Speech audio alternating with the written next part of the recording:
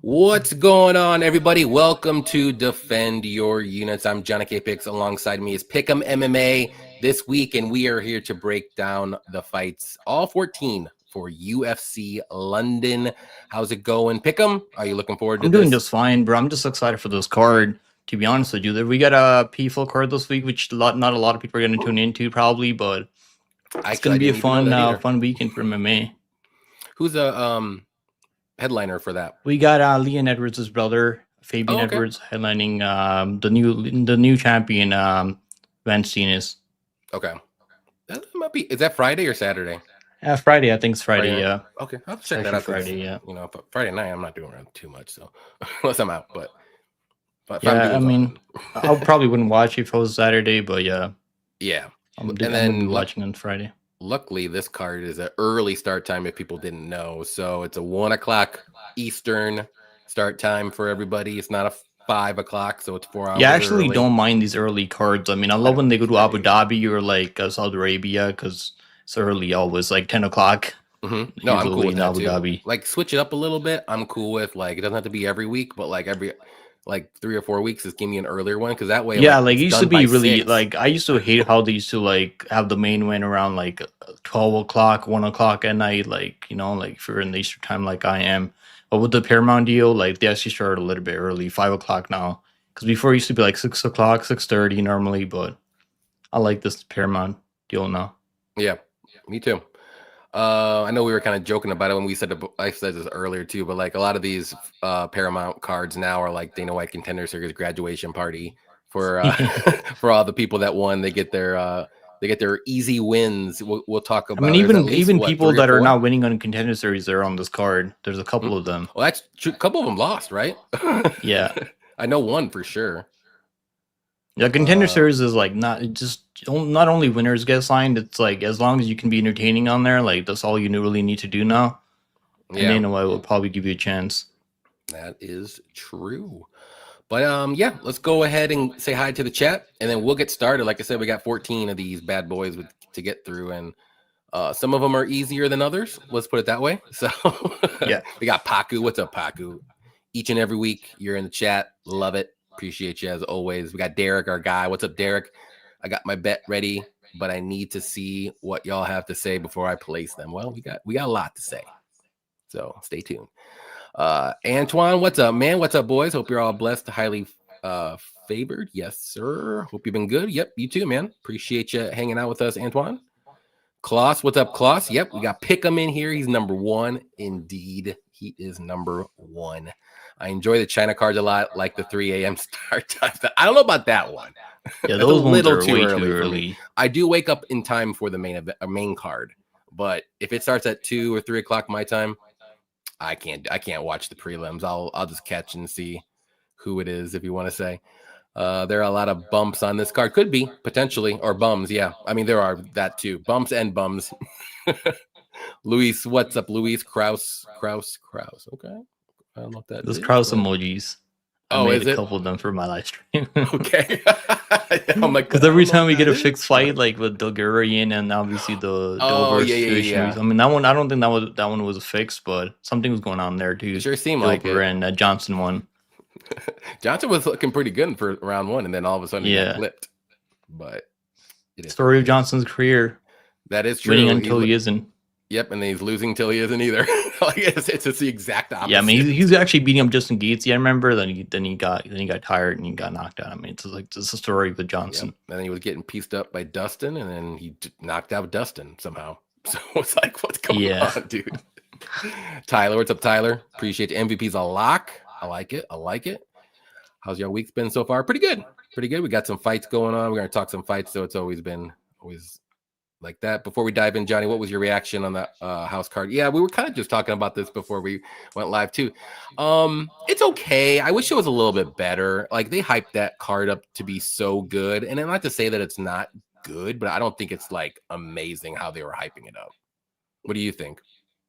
I think it's all right, man. I mean, I would have liked to see either Islam versus Dupourier, obviously, or the, like I was talking to you earlier, but the Sarukian and Dupourier matchup. But I mean, it's not that bad. We got a couple of stars on. Look, we got Ilya, Alex Pereira on the same card. I mean, that's like we got Dio Lopez, Bo Nickel. I mean, Bo Nickel's all right. He's American, so obviously they have to put him on the card. Yeah, unfortunately, It's not that bad. I think it could have been better. It's true. It'd be fun though. There's like 5 people fighting that do not belong in the UFC. That's pretty much every card nowadays. You'll find at least 3, 4, 5 guys that are, or women that should not be in the UFC. But we'll see what happens. Jesse, what's up, Jesse? I'm here. Let's go. Free John Jones.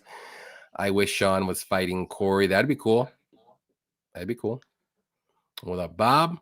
What's up? All right. Yeah, the UFC is just worried about Mally losing, so they can't then they won't be able to give him a title shot. I think now they have a pretty good scenario. William Jahabi coming off a pretty good win streak. If he goes out there, beats him, I think they're gonna put him back in the title picture with Peter Yan. Yeah, already has a win over him. They'll probably do that next. I feel like they're gonna give him a title shot over Umar or even over. I mean, who else is there in the one bantamweight right now? Umar. It's pretty much Umar, Sean. I feel like they might give Sean a title shot next. Maybe. But I don't think he's going to be a title shot for at least a couple more fights. He's got to win like a couple good fights. Yep. Real quick. Impact. Bears getting in the playoffs last next season. Yep. They're going to get in the playoffs for the next 8 years at least, dude. We got this. I love the Bears now. Finally got a real quarterback, and we finally got a real coach. It only took about 40 years, but hey, did it. I don't know about the quarterback part though. The coach part. Yeah, I don't really watch football. I'm a complete casual. I watch NBA. There you go. I don't watch a lot of NBA, so you got. I bet NBA, MMA, basically. I've tried betting on. I was actually gonna bet the Chiefs over the Eagles. I mean, thank God I didn't do that because they lost pretty terribly.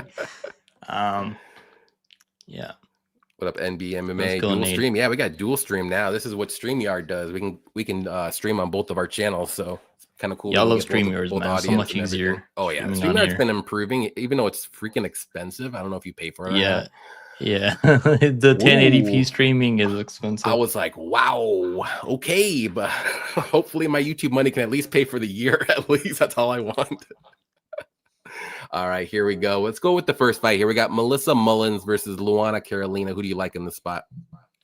I would probably go Melissa Mullins if I knew she was gonna go out there shoot takedowns from the bell. But from what we've seen, she doesn't really do that. She just refuses to go out there shoot takedowns, which is her primary game. And knowing that, I mean, knowing she's been hurt multiple times and almost every single fight she's getting fucking dropped or getting hurt bad and she's been knocked out. I mean, in the UFC too, she's gassed out before. And I mean, we've seen everything from Melissa Mullins. Obviously, she's fighting at home. The lines are closed probably for a reason, because if this fight turns into a really close fight, they'll probably give it to Melissa Mullins. But I'm just gonna predict this fight based on what I've seen from both of these women. And I think Carolina has okay enough takedown defense. First, he can make Mullins stand up with her for the majority of this fight, and I think Carolina will be winning the striking exchanges. I can say that confidently. Melissa Mullins' striking is terrible. Striking defense doesn't exist. Cardio, I don't know. I think Carolina has better cardio. She's got better experience in the UFC. Could be a greasy one. I don't know if you guys want to go throw your money down in this fight. I'm not even sure about the over, because Mullins might go out there, get a takedown, get really tired, get finished late. Who knows? Yeah, just a really weird fight to bet on. But I think Carolina is going to be my pick.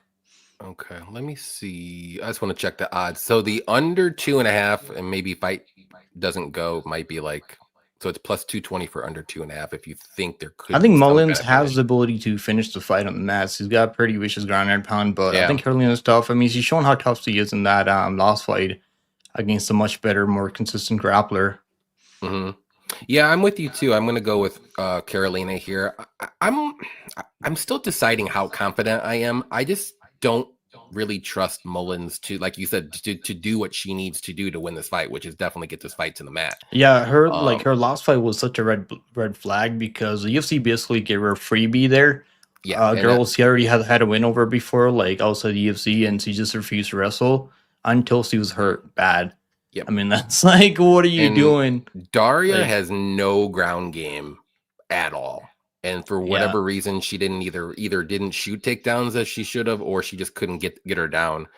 Yeah, Like quick enough even in that fight outside the UFC with Darius Lesniak, he was getting hurt bad.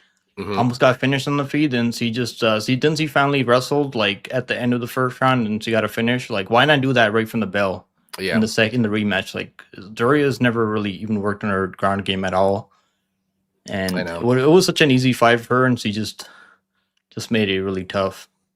Yeah, and then like you said too, like Carolina's gonna have the better striking by far. She stays at range pretty well. Her striking, not striking. I'm sorry. Her takedown defense is getting a little better. She might, like, maybe she might get out muscled by Mullins maybe early on, but Mullins kind of like slows down a little bit. And I think after the first round, anyways, like their strength will kind of be on par a little bit, and just Mullins gets a little bit sloppier as the fight goes on with her technique. I think this fight goes a distance. It's going to be a split decision either way. Like, I don't think Carolina's going to win a 29-29 minutes decision. It's going to be close. Yeah, I think Carolina could win a 29-28 decision without being split, though. Maybe Mullins like does good early in round one, it just doesn't get a finish, but then after round two she gets a little tired, she can't get those takedowns anymore, gets a little sloppier, and then Carolina just keeps on the feet and just pieces her up. Like, the issue with Carolina is even when she's like looking good, she still gets taken on. It's like it's hard to trust her sometimes, but I got to go with her. Better youth experience, like better cardio, better striker. Yeah. But yeah, just I'm with you too. Fight that I'm not really crazy about. I just don't know how confident I am.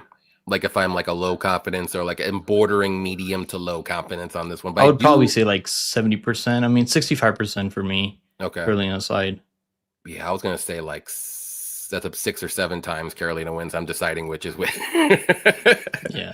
It's better than the odds. I mean, the confidence that I have there, like it should be a bet, but I want to see the wins. Like Mullins might miss weight again.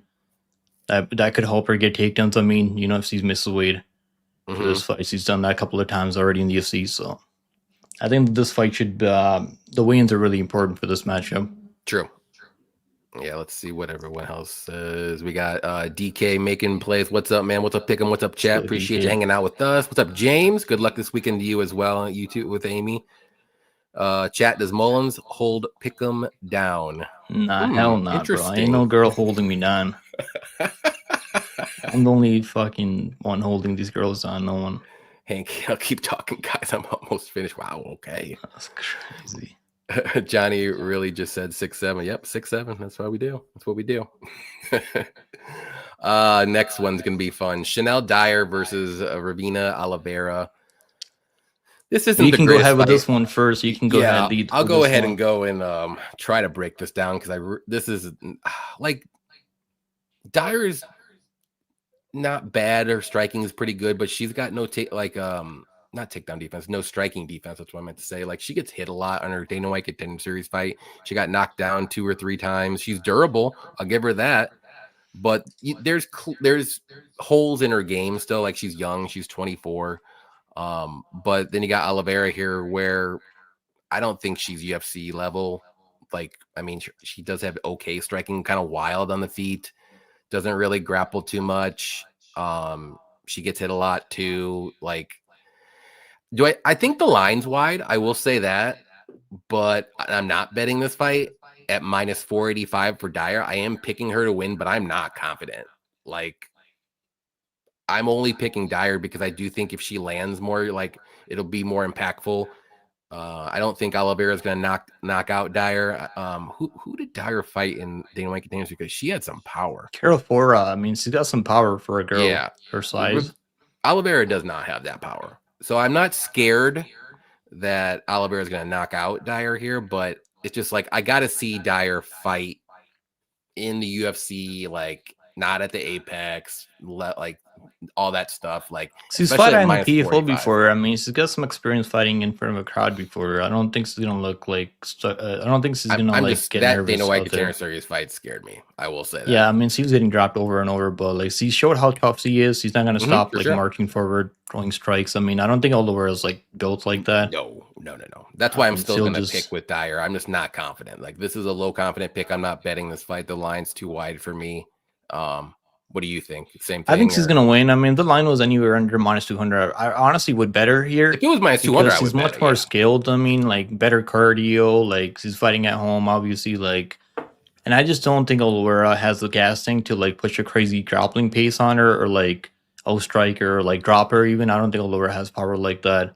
Um, I think Dyer is gonna look good out there. This is a good matchup for her. I really do. But the line is obviously -450. How can you better for how she's looked in the past? Even in PFL versus Scatizzi, she had a really close fight. Actually better in Parla there, so I wasn't expecting that fight to be that close. So like it's her like performances are not that consistent, so that's the only thing that scares me. Mm-hmm. Throwing her in a parlay -450 is a bit risky, but Yeah. I think she's gonna go out there look good. I think Oliver might make the first round close, like she normally does with almost every opponent. But Dyer's gonna win the second round, third round. She's definitely gonna win the third round. Yeah. If Oliver is still standing at the in front of her. That is very true. I like that. Let's see. Dyers was like -400 for her Dana White Katana Series fight and lost. Yeah, I remember. Honestly, her kickboxing is good, man. She's got power on the feet. She's gotten some crazy head kicks before. Like, she's not bad. I think if Oliver gets really tired, but I think Oliver is tough. I mean, I don't think Dyer is going to submit her. So maybe it does go all 3 rounds, but I think Dyer round 3 is probably live, though, like round 3 KO. Yeah, like, yeah, I can see that. Derek likes Dyer as one of his top picks. I think we will see some big improvements, maybe a finish. Yeah. Okay. Like I said, I will watch this fight for the next one. I want to see how she is in her UFC debut, like at home, big crowd's going crazy. So we'll see. Dyer's decision is the play. I don't mind that at all. Let's see. I have confidence Dyer has improved. She seems hungry as well. All right. She was on PFL Europe, right? Yeah, was that the one? was on that card a couple of times. Okay. All right, next one. We got Shamrock versus Al Sawadi. Who do you like in this one? So I'm like kind of a Shamrock hater. I don't know what people see in this guy. Like, I watched his career in regional, like in the Octagon before, and he doesn't show me anything. I mean, he's got some okay slick opportunities jiu-jitsu. That's the only thing I'd probably give him.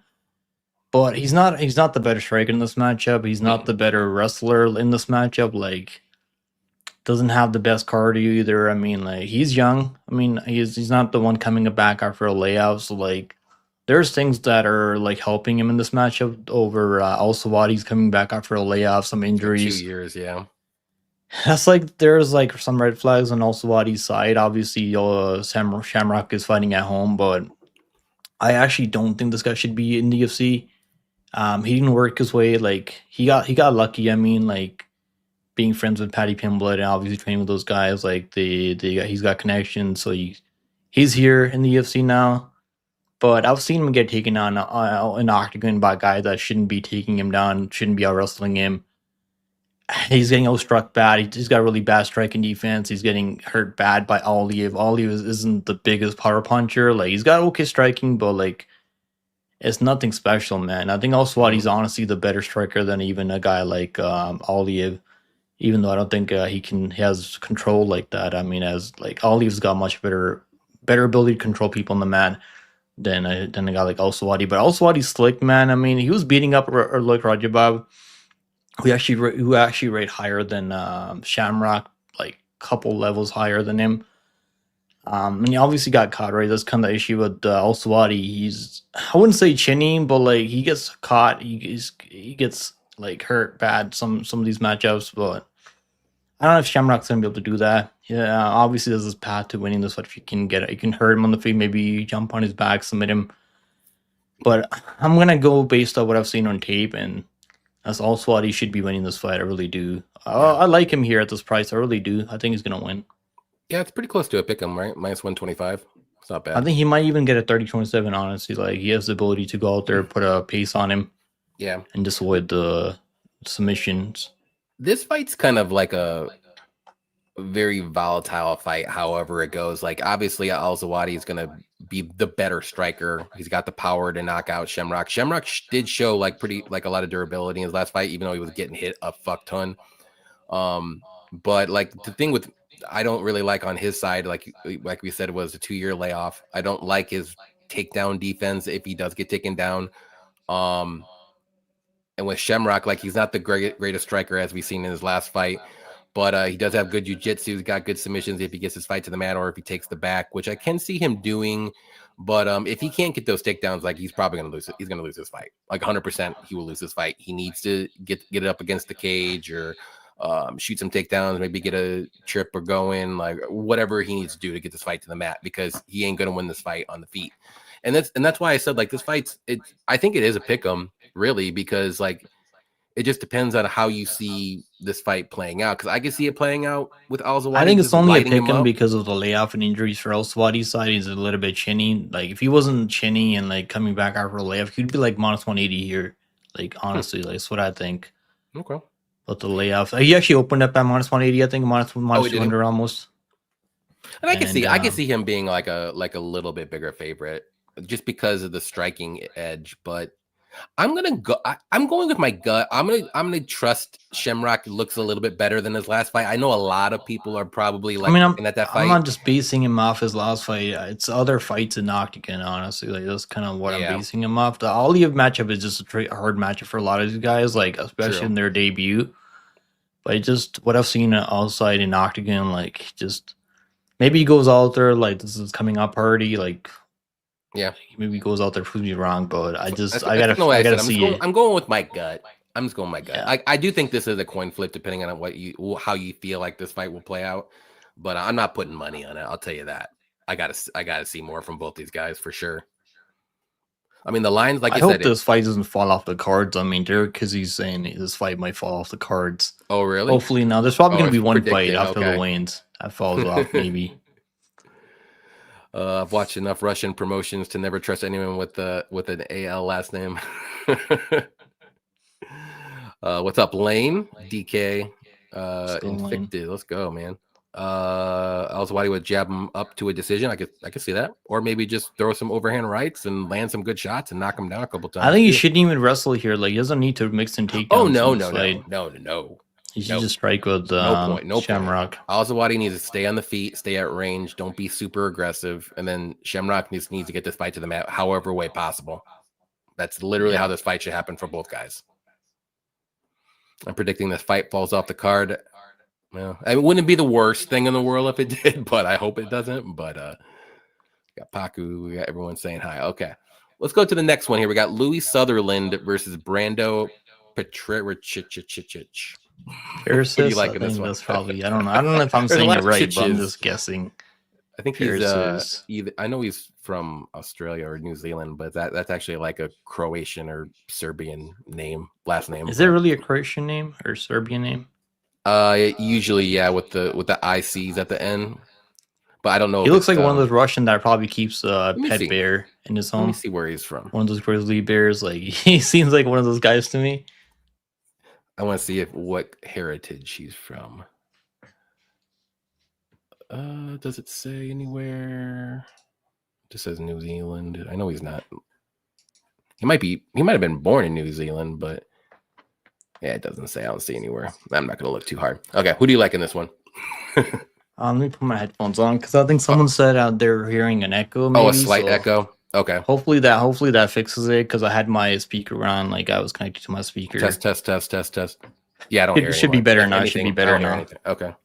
Yeah. So in this matchup, man, like what matchup are we on again? Okay, we're in the Sutherland. Brando and Louis Sutherland. Yeah. So like Sutherland's okay enough wrestler, but like he just hasn't been looking the same since he came into UFC because physically, like, he looks a lot different. Like he's not on the juice anymore. Clearly, like. Doesn't look the same anymore to me. He's pretty tough. I mean, he's never been knocked out, right? He's been out wrestled before outside the UFC. Like he's been out grappled a couple of times by Babley, who's okay enough people fighter. Another guy that wrestled him with Trabelski, who also is a primary wrestler. Doesn't have good striking, but in this matchup, I feel like Pierce's striking like isn't the most clean. Like he's not the most technical striker, but he does have crazy big power. And he's going to be physically, like, he's going to be a lot bigger than Sutherland. Like, he's going to be huge. He's going to tower over him. And Sutherland's going to have to get those takedowns, I think, because if they just start slugging on the feet, I kind of trust Pierce's chin a little bit more. And I think his takedown defense is actually pretty decent, right? He fought a guy on his debut in the UFC he was trying to get him down. Like he showed really good balance there. So I do think he can defend the takedowns, and like on the feet, I do favor him being the bigger guy out there, like just having more power. And if he ends up on top of Sutherland, Sutherland might try to take him down. He might end up on his back. Like we've seen that with a couple of people. Like when they're really chasing those takedowns, they like fall to their back. I think that could be the worst case scenario for Sutherland. Like he's gonna be eating some nasty ground and pound by Parasis, who hits insanely hard, and that's kind of what I'm predicting here. I think Sutherland's gonna be. He's gonna get frustrated on the feet and he's gonna go for takedowns. And I think Paris is gonna be. He's gonna put him out on the mat with some nasty vicious ground and pound. That's kind of how I see this one playing on. Okay, yeah, I feel the same way. I feel the same way actually. Like I don't know if I want to like throw Brando in anything like a parlay, maybe like a crazy one, but like nothing like major. He's only got about he's got 6 fights on his pro MMA career. I know he's got some kickboxing background and stuff like that, but I mean Sutherland, I don't think he's amazing, but he's not terrible either. Like he's a little bit explosive on the feet, got some decent leg kicks, and he can use some wrestling, but it's nothing like crazy good. Hittable on the feet. And then just Brando's gonna be bigger. I think he's gonna stay at range a little bit better. He's got good kicks too, good power, like you said. So if it is gonna be a slugfest, I'm gonna choose Brando for sure. And Louis is gonna have to get some takedowns, I think, in this fight. If he doesn't, I think it's gonna be a long or short night, depending on if he can get the KO or not. So, but again, like I said, Brando only has 6 fights in his pro MMA career. 4 of those have been by first round KO. Not against the greatest competition. I mean, two of them were against 0-0 people making their debuts, and one his debut was against a 2-0 guy. He's really fought like one guy that's fought over 6 fights. So. Yeah, I do agree with you that Sutherland's definitely faced the better competition overall. Like he's taken a couple of losses, so he's definitely gone through the harder strength of schedule. Like. Yeah. But I don't know. I just got this feeling that Paris is a pretty legit heavyweight. I mean, he's not like one of these blobs, right? Like he's actually comes in really good shape. He's 6'5". I mean, he's massive. Yeah, he's got big power. Yeah, he's not like a big boy, like a Tai Tuivasa. He's yeah. I mean, Tai Tuivasa's actually got a fight now. I think again. I forgot who's fighting. Gosh, does he? Yeah, they just I think they actually give him a winnable. He's ranked number 15 somehow after losing 6 in a row. So I mean, that just tells you how shit heavyweight really is. Division is right. Yeah, let's get. And they actually they also just made Pavlovich versus Tellez and Shira, which is crazy. Really? Yeah. Which like, dude. Yeah. Pavlovich gonna destroy. Hopefully, Pavlovich goes back to his ways, man, because he's just not been exciting recently. Like, I want to see him go out there look at himself. Teixeira early on could starch him, but I don't think he will. Just the length and the height, like that might get to Pavlovich super like early, I would pick Tellison if he fought like Volkov, but he doesn't really use his reach and height like Volkov. Yeah, but yeah, I'm gonna go with Brando. I think he does find that KO in the first or second round. I don't think either way. I don't think this fight is gonna go to the 3rd round. However, whoever wins is it. But I'm gonna go with Brando though. I don't think Sutherland's going to get those takedowns like we think he needs to do to win this fight. Let's see. What's Shamrock going to do on the mat? I mean, he's going to have to grapple and try to get submissions. That's his game because he can't. That's about it. What up, Dirty Reg? How do y'all feel about is that AI being or Al-Swati? Al-Swati being out of the cage for 2 years, and do y'all know what kept him out? Did you say it was injuries? Yeah, I think it was some injuries because he had a fight booked like last year. It was canceled. Okay. Let me see. Let me just make sure because I do remember he had a fight coming up like last year. I mean, but he pulled out of that matchup. It's never a good thing to be out for 2 years. Okay, yeah, he's had a couple of cancellations. He's supposed to fight Ram back in 2024, then Jordan Levitt in 2025 early, then Balazioki, and then Mateus Camille. Like he's had 4 cancellations. Oh. So it's kind of bad. I mean, it has to be injuries. Yeah, it's got to be. Like you don't cancel 4 times, like in 2 years. Like maybe once, you know what I mean? But like or twice tops. He's had a couple of cancellations. Yeah, I mean, it's not the best look, but it's not the worst either. Like I've seen people come out of 2 years and they look way better than I saw them on tape, and then also you'll go in there and see people look like crap. So I don't know what we're gonna get. It's just the unknown for me that I just hate when people have like over like 2 years or more, especially. Yeah, I think that's why the lines are close now. That's why people are betting on it could be Shamrock because of that. Like I said, Shamrock looked like crap in his last fight, but it is what it is. He just couldn't take down Aliyev. We can go over that, but I think he could get. That's the difference between this fight and then Aliyev fight. I never in a million years would have thought he would take down Aliyev, and he didn't. And I think he can actually take down Al-Zawadi somehow, some way. That's why I picked him with my gut. That's it. Maybe, What's up, Greasy maybe Matt? take him down. He's gonna need to. Bosnian or Serbian, yeah, one of those over there in the Balkans for sure. Pericic, he's a family friend of mine. We grew up in South Australia. Nice, that's awesome. Yeah, man. He's Paku's boy. Like Paku's high on him in his debut. All right, well, I'm gonna trust Paku. Paku knows his stuff. I got 2 max. What's crazy? You know what's crazy on that Pericic guy? Like he's every time he's opening up as a 2-1 underdog, and the money's been coming like crazy on this. Like even his debut, like he was underdog when he opened up. Yeah, he was like a plus 160, 70 underdog, I think, or like north of plus 200. Like the lines flipped completely. Even this fight right here too, he was underdog in this fight too. Like opening odds were. Bet online open the line as an underdog. I never get those open odds, I'll tell you that. Yeah, it's you got to be like super fast. You got to be really quick. I think with those, like it's hard. You got to be like right. You got to hit it right as they open the lines because the lines move so fast. What up, Justin? BJ Penn's son is on stream. Is he? We'll see. What up, Sicky? It's been a while, man. For sure. What's up, man? Hopefully, BJ Penn's all right, man. I feel for BJ Penn right now. He's going through some crazy stuff. Yeah. He's been a little crazy last couple years for sure. Yeah, what's up, Sicky? Appreciate you hanging out. Haven't talked to you in a long time, man. I've seen you on Twitter every now and then, but not as much as you used to be. You should get him on. You should get Sicky on. Sicky, you still doing MMA? I'll get you on maybe if you're still doing it for sure. The echo sounded like Garrett retirement speech. That's funny. I'm with you on the Brando Izzy. That guy's very violent. Let's see. Tuivasa versus Onama. Is that what it is? He's just trolling. Yeah, Brundage is fighting Petrosky already, dude. Brundage, he has the UFC like blackmailed. Brundage might be one of like the better first round fighters because he's been looking good early. Like then he just like. Honestly, he should have won that. He should have won that fight last time. I actually gave him I actually scored it for him over what was the last guy that he fought? Johnson.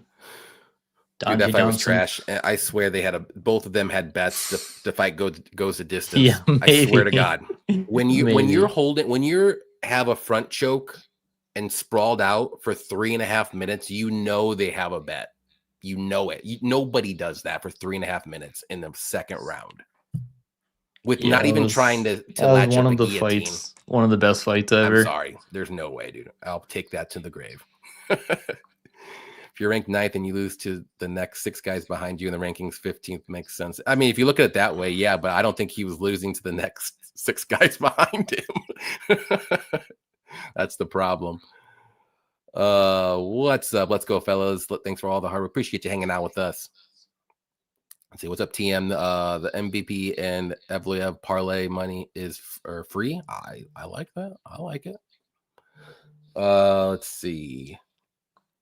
We'll make a parlay at the end for the people. Oh, for sure. We'll make a parlay. Yeah, we'll do like an easy parlay that's like plus 100 or so, and then we'll do like a fun one that's like plus 1,000, just some crazy stuff. So stick around. We'll do that at the end after. I'll give if anyone's betting NBA right now, like bet on Josh Giddey, 10 rebounds, 10 assists, parlay those together, and you got yourself some free money. Why don't you just do a triple double if you're gonna do that? No, it's better payout if you combine them together. Because it's like plus 170. Just 10 rebounds and 10 assists. That's it. Yeah. Put them together. Interesting. And it's like plus 220. And I actually been betting his triple doubles, and I got the last time I got that at plus 170. And it's weird. Wild. Yeah, I don't know why it doesn't they do make that. any sense. I don't know why they do that. The books. It doesn't make any sense, dude. Weird. That's hilarious. I'll have to check that out.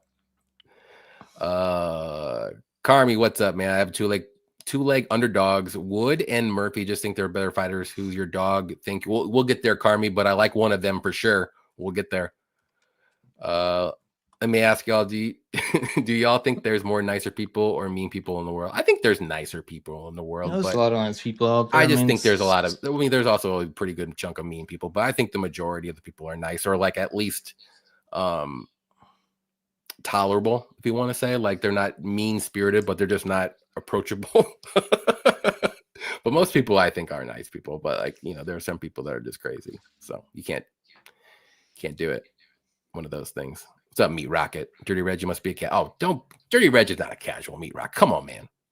Dirty Reg is a man. Let's see. Here's another one. Oh, okay. Mia has Diggles. What's up, Mia? Finger head number 1. Okay. Appreciate you hanging out with us, Mia. Sicky, ha, bro. I just troll and rage bait when I go on Twitter. That's why I was saying I don't see you too much from time to time on Twitter. Don't bet much. Most cards I can't watch because it's so thin. Yeah, I hear you, man. Some of these cards are rough.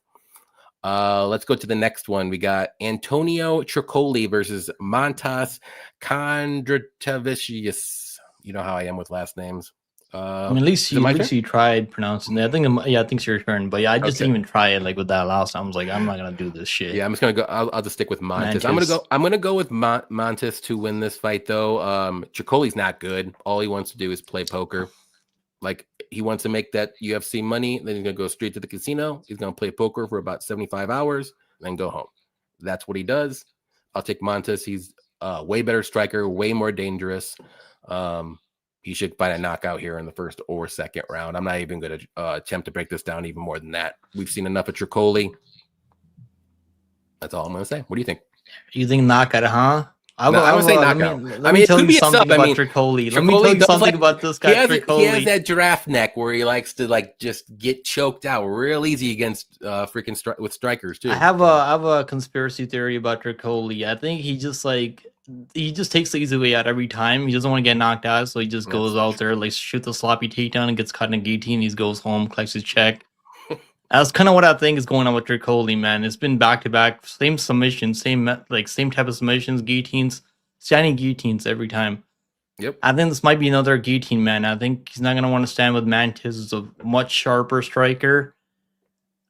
I just have a weird feeling it's going to be another submission. I mean, round one submissions plus he's got 2 submissions before. Like he's got some sneak. He's got long limbs. I think he might find another one. Yeah, I really do. It's plus 1,000 round 1 submission. I like that, man. Just says submission round 2. Doesn't say what kind of submission. And then there was where's the other submission at? Armbar. I think it's the same. Like armbar and couple. No, not Tricoli. I mean, I'm talking about Mantis submission. Like I think he can do that. Oh, I was looking at that. Did I look at the wrong one? No, he got an armbar. Montes did. Also, the UFC a long time a few ago, fights. Yeah, in 2024 before he went to Cage Warriors.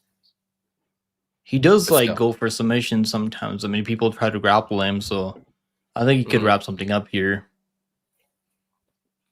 Yeah, I mean, it could be a KO. KO's like minus 180, so like that's probably the most likely. Like last week, I had me be a mosquito by KO, bro. Like. I'm like, I mean, she was going for the KO at first. Yeah, that's what I'm saying. Like these refs just don't want to stop the damn fight. Like they should have oh my god, that's the second time I bet her KO now. Like I bet her KO over Alex Eva, like where he almost knocked her out via ground and pound, and I'm gonna have to keep betting her KO. You'll get eventually. Yeah, I'll get it. I think this one could be one of those something that people aren't really expecting. What is the price on that though? Is it I think round ones. I played round ones plus 1,000 round 1. You can pull like 10, 20 on that. And I mean, it's a good payout because most of us think he's gonna get him out of there in the first round. So yeah, first round's like minus 160 for him to win in round 1. Like you never know. I mean, you never know. DraftKings has submission round 1 plus 400. Ugh. It's on Bet Online. They opened it at plus 1,000. It's pretty good. I don't blame him. I don't blame you doing that. We got Derek. I just did the Giddy plus 10 or 10-10. AJ McKee. I like the McKee money line, man. I think he's gonna win in PFL. I didn't do a breakdown for PFL, but I do like him too. Who's he fighting? Do you know? He's fighting Borix, who's a decent enough kickboxer, but just doesn't have any power. I mean, can't really grapple. So Borix also knocked out Pico, by the way.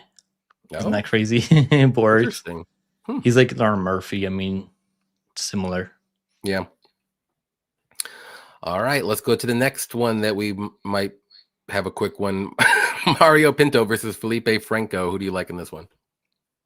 I mean, like, who do I like, or like, Who's I gonna actually win? want to Let's put see it down. something crazy. I mean, we all know Pinto's gonna win. He's a much better wrestler, a much better athlete. He's actually like a legit heavyweight. I mean, I can't really say that about Felipe Franco, who's a bit of a gas bag. As a fraud, I mean, his record's like one of the worst records ever for UFC fighter making their debut. Lost Dana White. No, he He lost. lost Dana White to Jr. Freddie Vidal, who actually like didn't get a contract off that win because it was a really shitty fight. He got a third on submission over Felipe Franco because both guys were so fucking tired. Yep. And then they actually brought it out Freddie back on the contender series. I think it might have been the week 10, the last week of the contender series, and yeah, he got knocked out by, I think, I can't remember who knocked him out, but it was another Levi Brazilian. Rodriguez. Yeah, he got knocked out in the first round. So like, just tells you all you really need to know. Yeah, Freddie was actually one of Realongo's guys, and so like they give him another opportunity to maybe get it done, get into UFC, but yeah, he just didn't have it in him. Like, Freddie is a good wrestler. I mean, I'll give him that, but I think Pinto is obviously just gonna. I think he can just knock him out in the first round. He can take him down and submit him. I mean, he can just win this shit any way he wants. I mean, I can't really bet on this because there's really nothing like betting wise you can even like make money on. I mean, unless you just want to play the ITD, it's like, what's the ITD? Oh, I didn't even look at the probably props. like minus 300, or I'd assume minus. Yeah, I don't think this guy's even gonna go into the second round. I don't have faith in. I was gonna say, if you want to do something, maybe just do Pinto round 1. That could be plus money. I could look real quick if I can find this fight. Where are you? I think he'll get him out of there in the first 7 minutes. So under 1.5 rounds is probably like the only way to go about this one. I think under 1.5 rounds ain't that bad, to be honest. Minus 166. Yeah, it's like the only play I can give you guys in this one. Yeah, under 1.5 rounds. Bad. Yeah, I think Pinto's gonna win in round 1 no matter what, whether it's a sub or whether it's a knockout. I'm gonna say knockout. I just don't think Felipe is good at all. Yeah, I think Felipe would lose to Austin Lane. I mean, I think Austin Lane would probably beat him, honestly. Like, I think he would beat him. I would pick Austin Lane to beat Felipe Franco. Yeah, I mean, Franco's, I guess, best traits is grappling early, and it's really about it. Like, he doesn't really do anything when he gets people down to the mat. That's the issue. Like, he just lays on them. Doesn't really have like crazy ground and pound. Like, doesn't really do anything. Yep. Let's see. What's in the drink, Johnny? Yep, I got some whiskey. Drinking some Penelope tonight, if you can see. Let's go. It's a little weird. So I got my water here, guys. Cheers, there you Johnny. go. And I also got, this is my water too. I got some like just like a little cheers, just to get the little taste on my mouth if I need to. But yeah, just sipping on some whiskey. Whiskey's fun. Got a lot of it, so I gotta start drinking a little bit more. Yeah, whenever I do drink, like I normally go to whiskey. Like you don't really get a hangover after like. Normally if I drink vodka, I get a really bad hangover. So okay. Yeah, usually like headache. If for me it's like tequila, but I don't. That was back in the day. I don't really get a lot of hangovers in general, unless I'm like toast. I have to be like completely gone. What's your preference? Yeah, whiskey's definitely my preference. If you're talking about brands, Jack Daniels is one of my favorites. I mean, Jack's good. I got a couple good Jacks. Heavy vodka too. Love tequila. Yeah, whiskey is my number 1 for sure. If we're gonna go with hard liquor, and then Miller Lite beer. That's all I need. These can be Miller Lite and whiskey, bourbon, anything like that. I love Jack. Yeah, Jack's pretty good. I mean, especially the honey one. Like, it's one of my favorites. Yep. I don't really be drinking like that anymore. I mean, I've drank a lot when I was younger. Yeah, the fires or the fireball ones, like any style of those. Like I'll take a shot like at a party, but like I don't mess with that too much. But just straight stuff. Same thing, whiskey and beer. That's what I do. What about twisted? Like, do you be drinking twisted teas, or you still like Bud Light? I can, but I just do Miller Lite.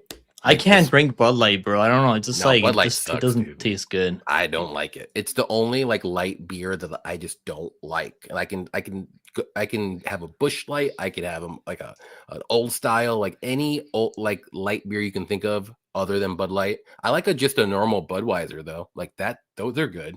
but not a Bud Light. I don't know why. Don't like it. Have you tried a Canadian Molson? Like that's because kind of what people drink here. And then I used to drink a lot of those in high school. Like, is it called Koniki? Is that what it's called?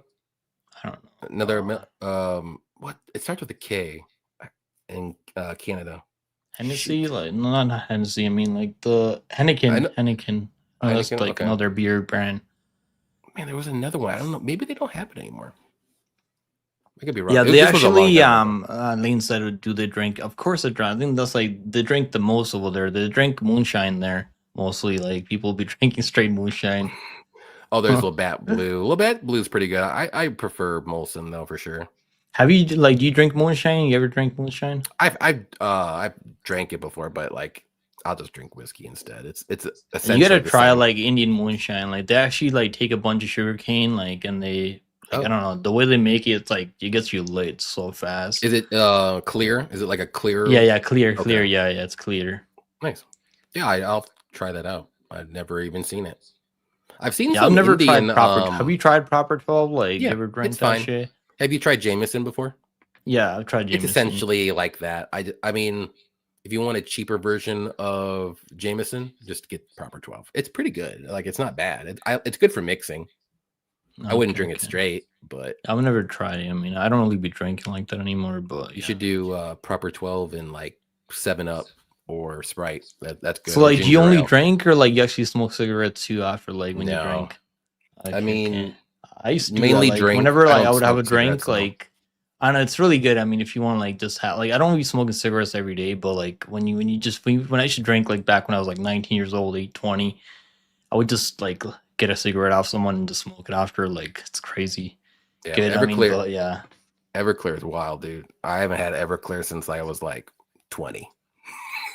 We used to get like the 32-ounce Gatorades and like drink about that much of it, and then pour the rest of Everclear and just mix it up, and then that'll be our drink for the night. Like, Everclear is wild, dude. What do you think the best chaser is for liquor? Like, what's your favorite go-to chaser? Like Coke is always good.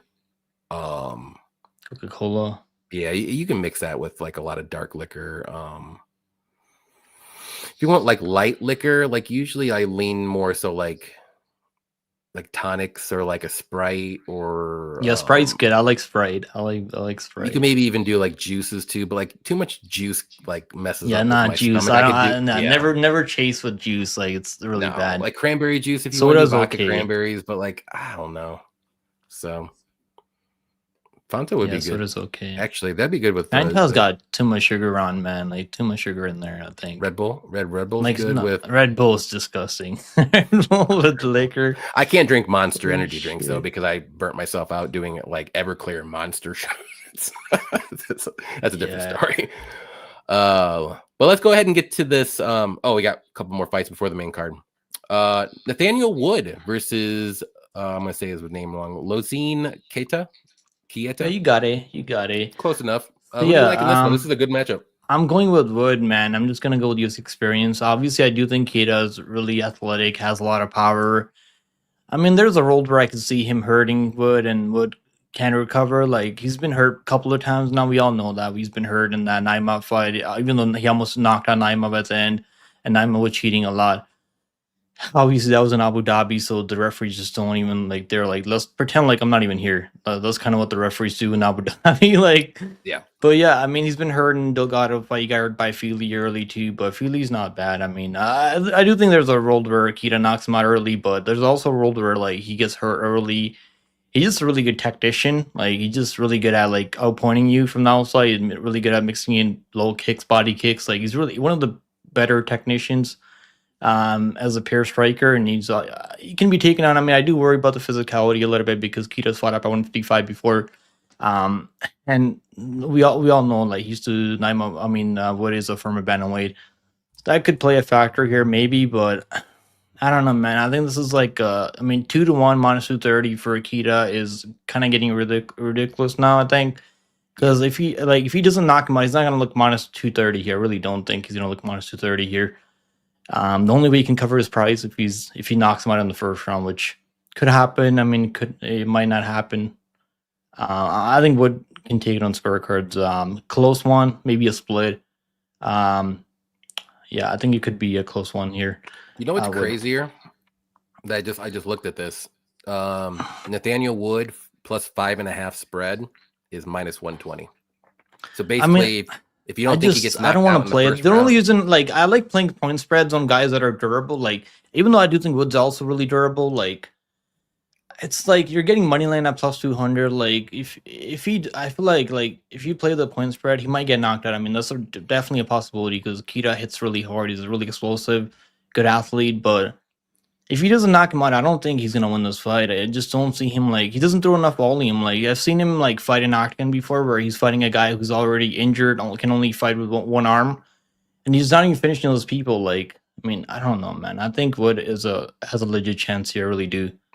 Kita's not bad. I'm not saying Kita's bad. Like, he could be 17-0. I mean, he's never lost a fight before, other than him getting injured in one of those matchups. I think Wood's he's a good underdog at this price. Yeah, at this price, I'm also on Nathaniel here. Experience, I think he's got good enough wrestling, good enough grappling that he could mix it in here and get Kieta down, especially later in the fight. I'll just be worried about round 1. That's literally the only fight, or not the only fight, I'm sorry, the round that I would be the most worried about, because Lacine is dangerous as hell, especially early. And we've seen Wood get dropped multiple times, but he gets right back up and he survives, and then he can grapple, so that's always a good thing too if he needs to. And then as the fight goes on, I just feel like Wood gets stronger. He's got good cardio, and I think, like, I like that 5.5 spread on him. Like, what is it at? Like, what's the price on it? Minus 120. So basically he needs to win. If it goes to decision or he wins by knockout or whatever, he needs to win one judge's scorecard, or like one judge's scorecard. I think. Wait, no, you could do that. Two. I'm sorry. Wait, 5. Because I think, like, if you play the plus 8.5, then he needs to win like one run every judge's scorecard. Yes, right? That's how that works. Only plus 8.5. I think that's second guessing myself now. Yeah, these are like, I know, like, I play normally. I like playing like these plus 8.5 spreads on people that I know are gonna slow down later, like on underdogs. But yeah. I'm okay. That was right the first time. He needs to win one. Like, he can lose to 2 30-27s, but he needs a 29-28. That's good. I just played his money line bill plus 180. Like, I got plus 180. He's plus 200 now. Like, the line's getting the other way because at 1.8 was plus 155. So I was like, that's kind of like, I was like, look at the people seeing what I'm seeing here. Like, then obviously, like, I mean, there's still a lot of hype on Kita. Like, he could be the real deal. He really could be the real deal.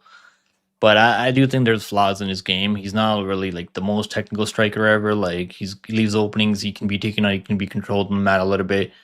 I think there is like areas where Wood can exploit him in. I just don't know. I just like the plus 200 money line. Like, it's good. I think it's a good bet. No, I like that too for sure. But if you want to be a little safer, like that spread bet, not bad either. But again, like, if this fight's going to decision, how many times do you think Kita wins though? I think he's good. Like, if he wins by decision, it's gonna be him winning off big moments every round. Like, if he's hurting Wood, dropping him, or like just landing the better shots. I mean, that's what worries me, because I can see Wood like dominate a round and then just get dropped, and then he'll lose it. Yeah, that's like the only way. Like, I think Kita can win. Wood should win round 3 for sure if it gets that far. Yeah, I don't think. Yeah, he doesn't lose round 3 often. Like, even against Naimov, he won the 3rd round, I think, over Naimov. And Naimov is actually a better wrestler than Kita. And he was obviously grabbing the fence. I mean, yeah, multiple times. Yeah, and the referee just didn't do anything about it. Yeah, but yeah, I like Nathaniel here to get this one done. I'm gonna say obviously by decision, maybe a round 3 finish. If maybe you can play decision only for Wood. What is that sitting at? Decision only. It's good because, like, if he gets finished, I mean, you get your money back. I played those props on Benil Dariush, and like, I've never cast one of them because he always gets knocked out every time he's in like, other than like, I cast on that over I think I played his money line over Moicano, but I was gonna play decision only there too. It's like, I think that's, what is that, -1 what? It's plus 120. I think that's not bad. I mean, That's not like, bad I at think all. he's got a good chance of winning by decision in this fight. I kind of give him more upside. This fight hits the scorecards more than Kita. I like that play too, actually. There's a couple plays I like in this one. I like it. I like it. We're both on the same page with Wood, though. I like that. Let's see. We got Saba in here. What's up, Saba? You came at the right time. Our local Belgium person here. Derek likes Kita by KO or Wood by decision, and Saba says send me a PayPal info, and he will refund. Nah, Wood's gonna if win. Wood We loses. don't need that. Don't worry, Saba. Or the Wood losses. Yeah, he's a high on Kita, so I get it. Featured prelim though, it's gonna be Mason Jones versus Axel Sola. This should be a fun fight. I was kind of going back and forth on who to pick here, but I'm gonna go with Mason Jones. Only because I think he can mix in the wrestling. If on the feet he's starting to get pieced up a little bit, which he does get at times. He shows a lot of damage, but he's super durable. But I do think Mason has the better wrestling. And if he gets his fight to the mat, he'll be better on the mat too. So that's what's going to happen for me. And the longer the fight goes, I think Mason has, he has that dog in him too. I think he always stays in the face of his opponents. It's just whether or not he's going to get like dropped or knocked out but we've seen him get dropped maybe once or twice, but nothing crazy. I don't think he's ever been knocked out. I think he's been dropped 3 times in UFC that I can remember. He's been dropped by Mike Davis, I think, at one point. Okay. He's been dropped by I remember Oki a couple twice. times. But he's never been knocked out.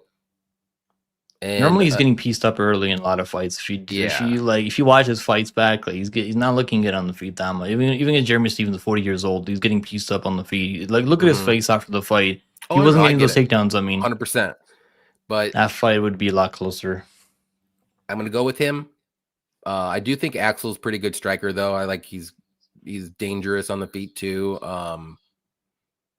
But I don't know. I have a weird. I'm going with my gut on this one too. I just feel like Jones, like he might look bad in round 1, but I think as the fight goes on, I think he's going to turn up a little bit, and it might be a split decision. One of those things, if it goes a decision, or maybe Jones could get him out of there late if he fades, or if Axel fades late. But I'm going to go with Jones by decision. I think this one does go, but it might be split.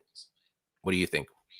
I mean, it could be a little bit close, but I'm gonna go with underdog. I think Solo's got a pretty good chance of winning this one. He's been 5 rounds before. Like he's got a couple of high-profile fights in Aries FC. Obviously, it's not the same as UFC, but I mean, Mason Jones, like he's not bad, but he doesn't really wrestle when he should be wrestling. He only wrestles when he's kind of getting the fight's not really going his way. That's when he like starts to grapple, like which might not help him here if he's not getting takedowns and he's getting pieced up on the feet by a Solo who's really quick for the. I think Solo's got good entries, like the way he closes distance, he gets on the inside, he cracks people. I mean, he's not one of the best prospects ever, but I think he's got a good chance of winning this one early. I like him at this underdog price. He is French though. I mean, I get that, but like, I mean, Omar Sy is just. I know people are like you guys probably have PTSD from the Omar Sy one. I was close to picking Kutalaba in that. I was close too, man. Were you the one that met? No, there was. Were you? There was someone that messaged me. I don't think I messaged you about that, but like I was like in my breakdown that took so long. I kept going back and forth on this one because like I just had that flashbacks to him just getting scared against Manyfield, not really throwing anything. That's kind of what I was thinking. Then I was like, Omar Sy's young. I mean, maybe he's gonna get a little bit better, but yeah, Omar Sy just a little fucking scared, dude. I don't think Solo's gonna be like that. I really don't. I think he's gonna go out there like get a probably 29-28. Maybe Mason Jones wins the 3rd round, but I do think Solo's gonna win the earlier rounds. I don't think this is gonna be a finish. I really don't. Yeah, I think this is gonna go the distance. Yeah, let me see what the over 2.5 is -180. It's not the worst in the world. It was a lot closer earlier. I think the money's obviously been coming in the over, and I agree with the over. I think it does go all 3 rounds, but I think Solo's gonna win. Yep, could be close though, but I might play the plus enough in Solo to be honest, because I think what is that sitting at? Like that's probably like -140, maybe -200. -200. Damn, okay. Maybe you can throw that in a little parlay. It's a good parlay piece because I think he can win 1 round for sure. Yeah. What's up, Big Back? He said, I'm hitting the tables at Horseshoe Hammond later. Johnny, come kick with me.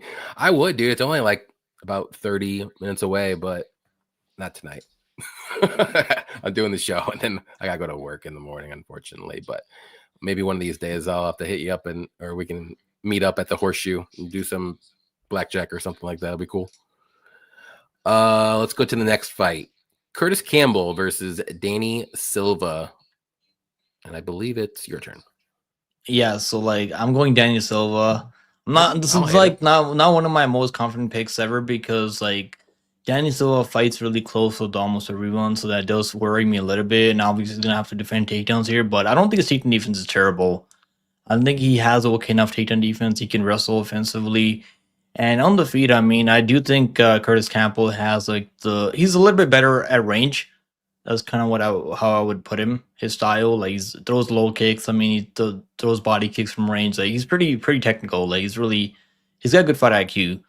But I do think like this is a big spot for him. He's fighting at home, like in his debuts. He's like expected to go out there look good.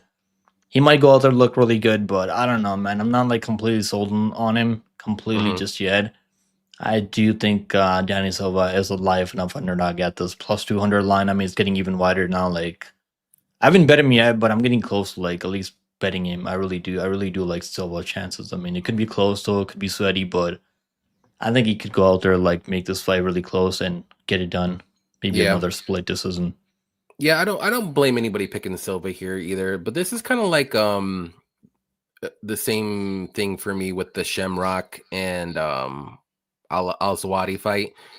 Almost the same, identical, but I would put these guys better than both of those two for sure. But I'm going to go with Campbell, but I feel more confident that he wins this one than Shamrock because I do think he's way better grappler and wrestler. He is a better fighter than Shamrock. And MMA fighter 100%. for sure. But Denny Silva, like he's good. Like he's a dog. Like he's hittable, super hittable, but he like throws great volume.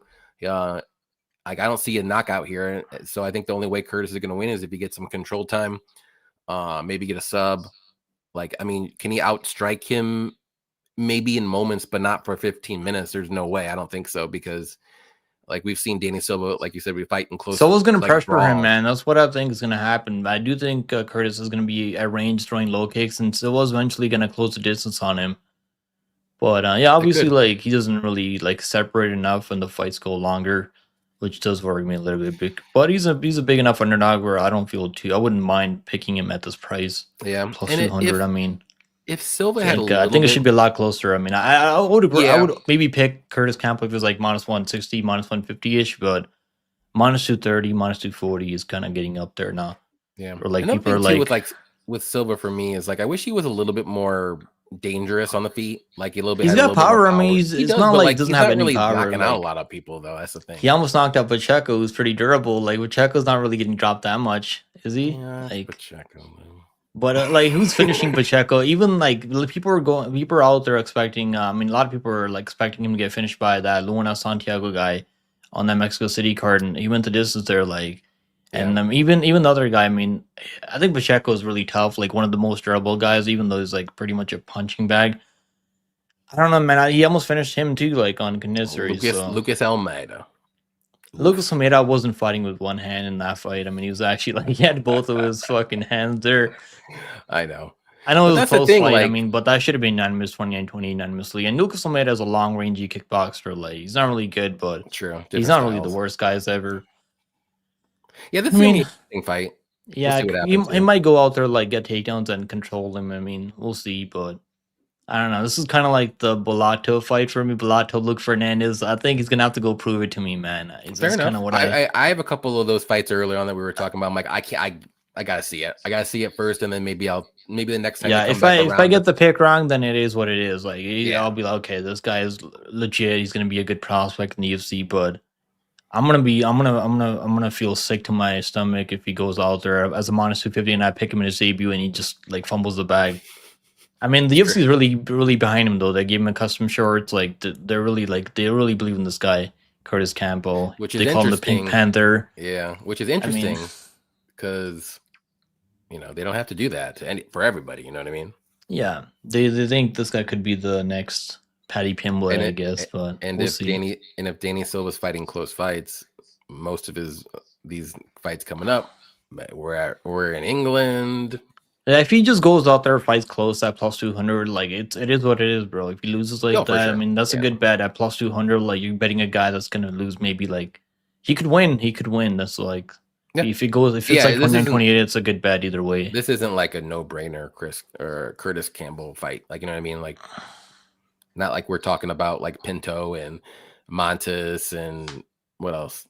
I mean, like, What other look, guy coming up? the way I think about it, like they're expecting this fight to go the distance, right? Like, so like if it goes a distance, I mean, like even the Vallejos and Silva fight was close, and I think like Vallejos is a much better boxer than Curtis Campbell or like a striker overall. Like she has legit knockout power. I don't think Curtis, like, I know he knocked out the guy on Contender Series, but I don't think he's knocking out Danny Silva.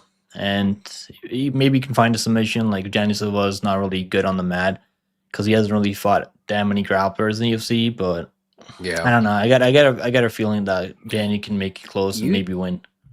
Usually, I always go with the striker against grapplers, like unless it's like a crazy difference in like talent, if you want to say one way or another. But like this card, I'll be honest, I've been going with way more like grapplers than I normally will, and I'm a little scared that I'm doing that. Yeah, so, I mean, it's like I don't know what the statistics are, like grapplers versus strikers, but it's probably close because it just usually depends on the individual. Yeah, it just depends on the fight and like the takedown defense, obviously, and then the takedown accuracy. So like those are the main two things I worry about. Like I don't know.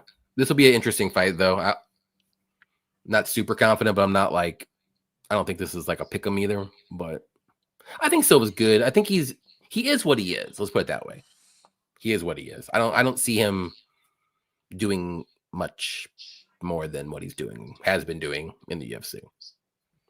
Might go out there get a KO this time. Who knows? Imagine. I'm not saying he can't KO. Imagine he could, but he gets to run one KO or Curtis Campbell. That'll make me really happy. I mean, I don't even dislike Curtis Campbell. I just think he's a little bit overrated. He probably is a little bit, but I mean, who knows? Maybe the hype is real. We'll find out this weekend, though. You never know. Roman Dolidze versus Christian Leroy. We're gonna find out this Saturday, bro. Like Max always say. That's right. And then you saw what happened. Yeah. Chris Campbell, 15 minutes of wrestling. Let's go. Is it I think I'll go. I think it's my turn to this one. I'm gonna go with Christian Leroy Duncan here. I do like Roman Dolidze like as a fighter, but like on the feet, like he's dangerous, but he's so low volume. Very good grappler, but his wrestling is a little meh. And then he kind of makes some stupid decisions in his fights. And then we got Christian, who's super athletic on the feet, great footwork. He's explosive. He's not like that one punch KO guy, but like if he lands some like spinning stuff or like a knee, which he can totally do, like that'll knock you out for sure. He usually gets his knockouts like in the second round or later. But this will be a fun fight. But like I said, I'm gonna go with Duncan. He's a younger guy too. I think Roman's slowing down a little bit. His last fight against Fluffy, I know it's Fluffy and he's got crazy cardio and stuff, but like I thought he at least looked okay in the first round or two, and he looked like crap the whole fight. And that could be with age, and that could be just a style of Fluffy too. But on the feet though, like Christian staying that range, I think it's gonna be a little bit taller, a little bit longer as well. Let me just double check. Yeah, a little bit longer, 3 inches of reach, but they're about the same height. And I just don't know if Roman's going to be able to get that wrestling going because on the feet, I don't think he can stay with them for 15 minutes. There's just no way. I don't think so. So I'm going to go with Duncan. Like, I'm not going to bet this fight, though. I don't know why. I just don't want to, maybe. Even though I think Duncan probably wins. I think you should bet. I think you should bet Leroy Duncan. I mean, he should be minus, like, maybe he shouldn't be minus 900, but stylistically, I think it's one of the best matchups for him ever. Like, yeah, I really do. He's minus 440, and like to me, I think that's just like. I think you should. I think he should be minus 400. I really do, man. It's crazy. I normally don't say that because he's fighting a guy who's ranked in top 15. That's why I'm like a little worried because maybe Roman comes out and I don't think Roman's getting this shit done. I really don't, man. I mean, other than like. He's gonna have to like get him down right away and find a submission. Like if he doesn't, he might get him down and not find a submission. Then Dunk is gonna be back up to his feet, and it's just way more like tricky in the striking. And Roman's gonna be too stiff, too stuck in the mud. Yeah. I think Leroy Duncan could knock him out. I really do, man. I'm gonna go KO for CLD. I think he could be the first one to actually put him away because people That'd have be been wild. close. Like Imaba was close to putting him away, but he couldn't. Like he was close to like getting that stoppage, man. That was a 5 round. That shouldn't have been a majority decision. The only reason it was close to scored because it was a point deduction for Imaba. And Delise is tough, so I mean he's pretty tough. He's gritty, like, but just a really bad match for him. If it was an Apex, I would probably be like, do not parlay CLD at these crazy odds because it's in the small Apex, Smaller and cage, he probably is going to get taken on. Like Delise is not going to have a hard time cutting him off. This is just a horrible stylistic matchup for him in the bigger octagon. CLD is going to be just fucking dancing around him, just picking him apart. Literally, that's how quick he is. I think he knocks him out. I think CLD becomes the first one to put him away actually by KO. Wild. That'd be wild. We'll see. I like it. I'm going against Saba's countries, Belgium and Georgia. Sorry, my bad, dude. Did you hear about Shara Bullet and Michelle Pereira? Are they fighting? Or is it a grappling match or what? They already fought before, didn't they? Like in MMA? MVP and Sharabole? If they did, I could be wrong. I don't remember it. Yeah, I think MVP like just host struck him every round. I think we should bet it. All right. Dunking all day. All right, Lane. All right, man. Roman might wrestle. He could be motivated to win after that last. I think he's got one round. Like I think he's got one round. That's another thing too. Like his cardio, he slows down as the fight goes on too. Yeah. The only time I actually picked him over Fluffy Hernandez because I thought the striking could be close, and he was getting picked apart on the feed, bro. By Fluffy Hernandez too. Yeah, and that was the I picked him as a massive underdog. Like he just looked like shit on me. He just looked like complete shit in that fight. Yeah. How do you feel about the Armin situation? It sucks because they're wasting his youth. Yeah, I think that UFC is just mad at him, and they're he's the black sheep of the UFC right now, and he's got to work his way back. And every time, like the UFC gives him a chance, he does something stupid, and then they're like, okay, well then you're just gonna sit on the desk and not do anything. Yeah, the thing with the Armin is like they can do this to a lot of fighters, UFC matchmakers. They can a lot of these guys need a payday, so they get desperate, so they'll take any matchups they give him. But Armin's it's a different case with him. He's already a millionaire. I mean, his family's super rich. He can just sit on the sidelines and just doesn't matter. He doesn't need the money as much as some of these other guys. Yep. So he's probably waiting for either a number one fight or the title fight, which I'm sure he's waiting for the title fight, obviously. But I don't think he's going to get it. I think he needs to fight one more time because he burned a couple bridges already, and every time it just seems like whenever he fights, he burns another bridge. So it's like, dude, he's got. I think they should do Armin. They should do a main win, Armin versus Oliveira for the title five rounds matchup. Get that rematch going, and then we'll see. And they should probably do Patty versus Hooker. I think that's probably the next matchup. That'd be fun. Patty could probably maybe win that one. Yeah, if he gets to the mat. I think he probably does win that one. Yeah, if he can get the takedowns. Dude, Patty's takedowns are terrible, dude. I think he could take down Hooker. I really do. I mean, he probably could. Hooker, he likes being on his back, bro. You know what I mean? Whoa, hello. He wants to be there, but he wants to be on his back. I mean, what can we say? Back, knees, whatever. Yeah. Well, let's go to the next one here. We got Iwu Baranuski versus Austin Lane. We can make this a quick, short, easy breakdown. I'll go ahead and say Baranuski should get the first round finish, but I'll say KO. Maybe this sneaks in the second, but Baranuski's style is I'm going to knock you out. I'm going to go forward and I'm going to knock you out. I'll get hit, sure, but I'm going to knock you out first. And Lane has no chin. Going down to 205. And he wasn't really a huge heavyweight. Do you think he's going to make weight at 205? I think he could. I think he could only because he would float around 240, 235, somewhere around there. 245, I think he lost weight in. And he hasn't fought in almost a year. So 9 months. So maybe, hopefully he can. And honestly, if it's close enough, if I was Iwu or however you say his name, I would take the fight. This is an easy knockout. Austin Lane has the biggest head I've ever seen in my life. It's the biggest target. He has no chin. You just have to touch it. He's going down. And Baranowski has the power to do that. And if Austin Lane's cutting that weight, what do you think his chin's going to be now? Okay, tell me this. Like, do you not think he can drop Ivor Baranowski? You think he can drop him? I think or he could. Drop him? He could, but like we've seen Baranowski come back and then just knock somebody else out. Like in the last fight against Ebo. Ebo is way more dangerous than Austin Lane. Way more dangerous.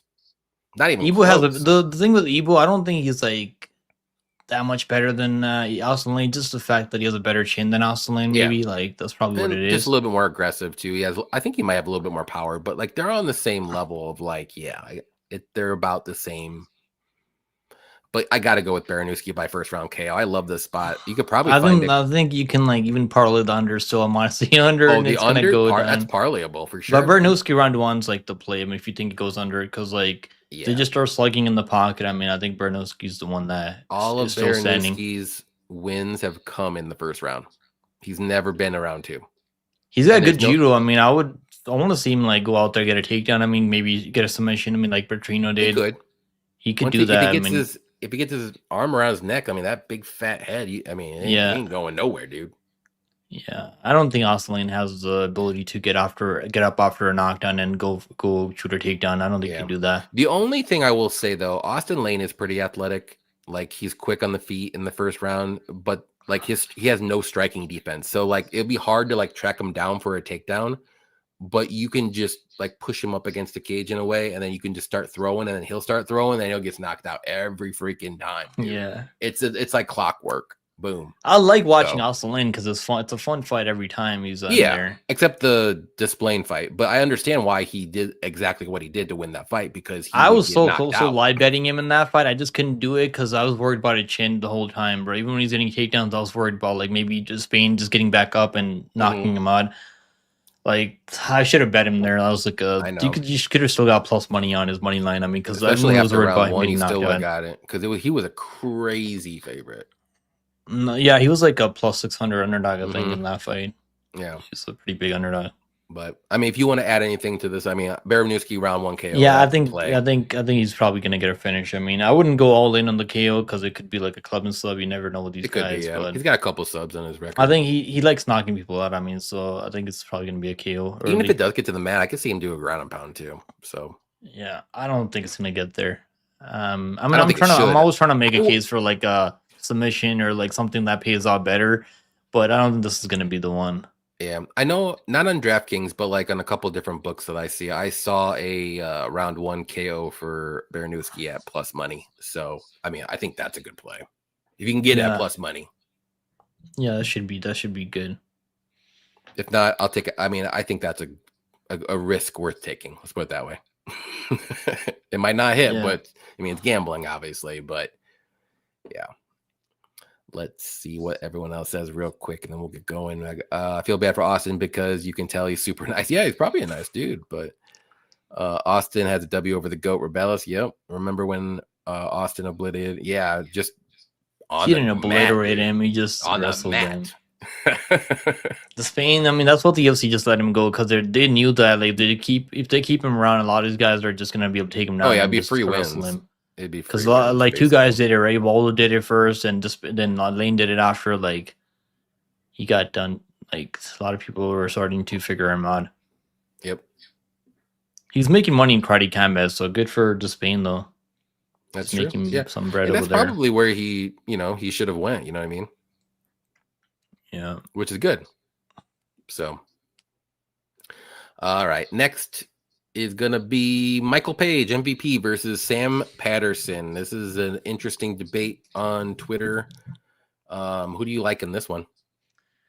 Yeah, so this one's like a little bit tricky for me because I do think MVP is like the more technical striker. Like is defensively, he's really, really good, really fast. I mean, for a guy who's almost 40 years old, like still really quick, still has the speed. But I do worry about his grappling a little bit because we've seen him taken down, we've seen him give up his back, we've seen him locked in submission attempts before. Like, and if Sam Patterson has the same position, he's probably gonna finish that choke. Like Ian Gary had him in a deep or naked choke, and he couldn't finish him. Maybe because Ian Gary's on that vegan diet, that's probably what it is. But like if Sam Patterson has that, I think he's gonna finish him. I really do. But The thing is like is normally the way Sam Patterson is finding these submissions is him like when guys are trying to grapple him, he's able to like get a reversal, like scramble, end up on top, end up on their back. Like that's normally how he's getting these takedowns. This one, I might change my mind on this one, but I am gonna go with MVP for now because he's faced a higher level of competition. Like he's got good cardio. Like they trained together before, so I've seen people talk about them training together, how it's only gonna help Sam Patterson, but it could play both ways. I think. Yeah.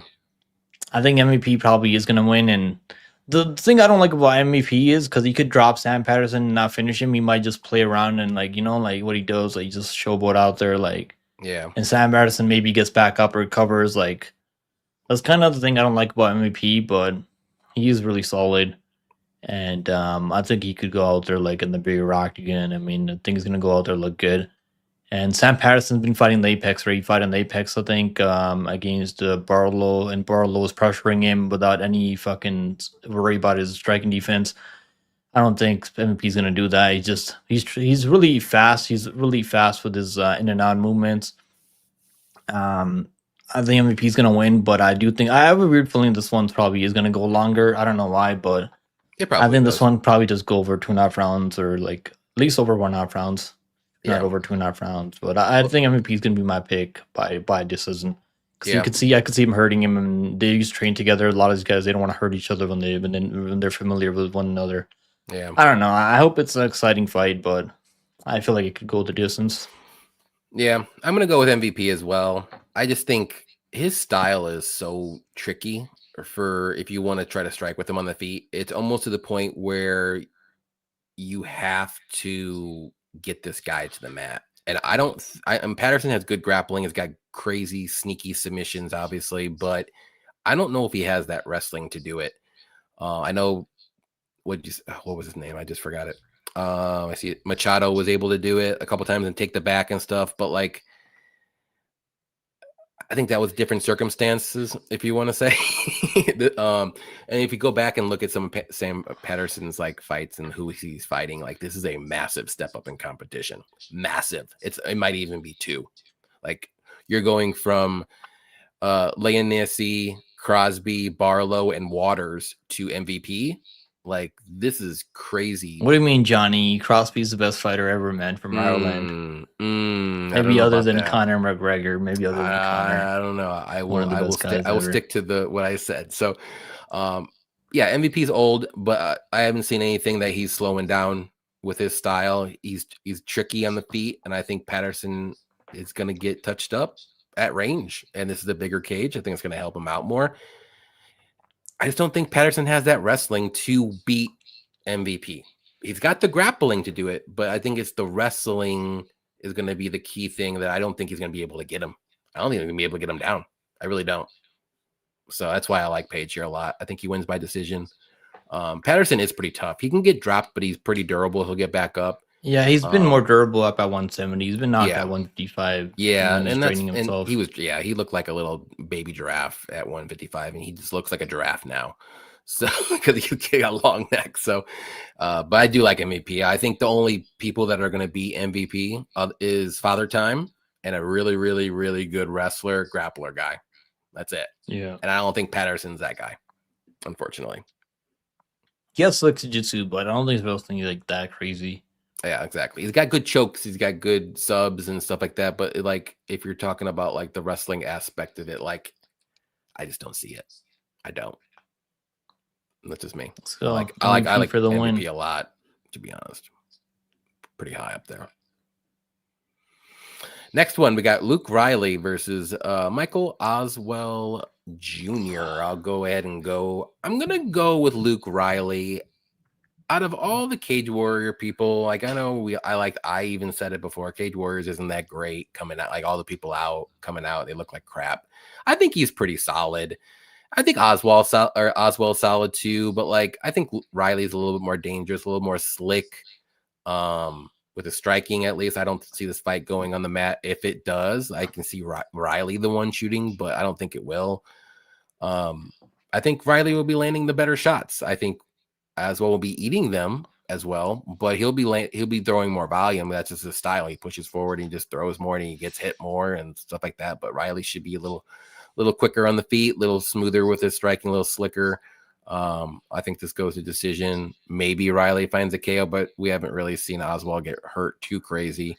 If he has got hurt, I mean, I haven't seen it. Let's put it that way. Like, he got back up, or I don't even think he's been dropped. I can't even remember, to be honest. But he gets touched up a lot. He's usually bleeding at the end of the fight, but he's always there. So, but give me Riley to win.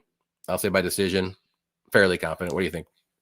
I agree with you. I think, I mean, Aswell isn't a bad boxer, but his issue is, like, he just doesn't really wrestle. No Like, he doesn't striking really have a defense. backup plan. Like, he has, like, okay takedown defense, but at range he's gonna struggle because he's not good at range. Like, he doesn't throw a lot of kicks. Like, doesn't really do anything dynamic. Like, boxing, he's yeah. only boxing. He's everything in the pocket where he's good at. And he got a little bit of a gift. I mean, his debut right over Lucas Almeida, and we all cashed on that. That Yep. was easy for all of us. For 'Cause I was sure. Yeah, worried. I because was worried they might we've cancel seen that the fight. hand. We've seen it. Yeah, everyone knew what was going on, and the fact they let that fight could, like, actually happen is crazy to me. Yep. Because the commission shouldn't have let that go on, but it was good for us. It was good for us. I wish I bet the round 1 KO, because some people out there were betting round 1 KO. I was like, I just bet the KO in money line. So I'm disappointed. I didn't want to be greedy. Yeah, yeah. I'm pissed that I didn't bet the round 1, because that was like plus 800, plus 900 round 1.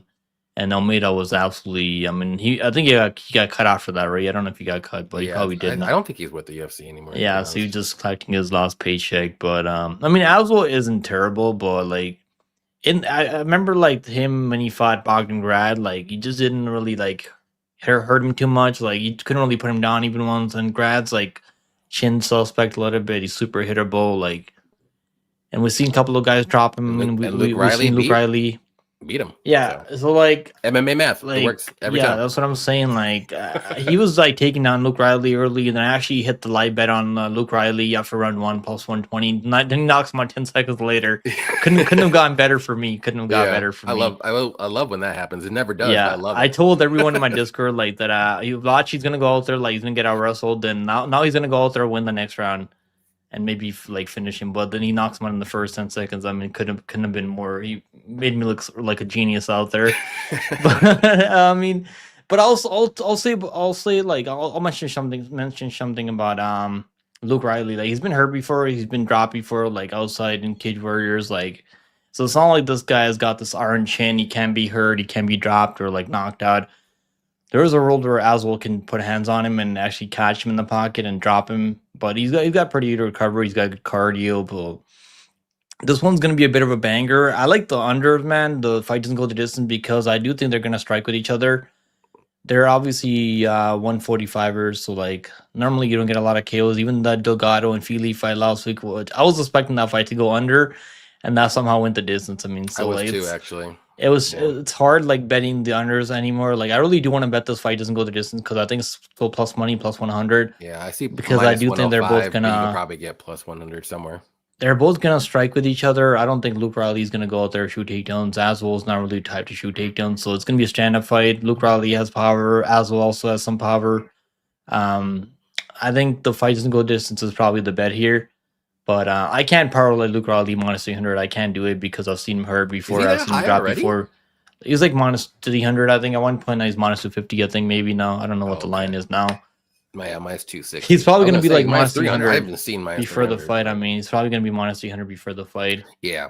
I think he's okay for parlaying. Like, I don't think he's amazing. If you think this fight goes the distance, then I think you should bet the plus enough on as well. If you think this one goes the distance, because I think then he's probably going to win around.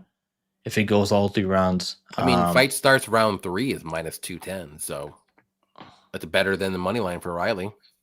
I think we're gonna see a knockout here. This is a good matchup for Luke Riley, a guy who's gonna stand in the pocket. I mean, just like they're gonna slug it out.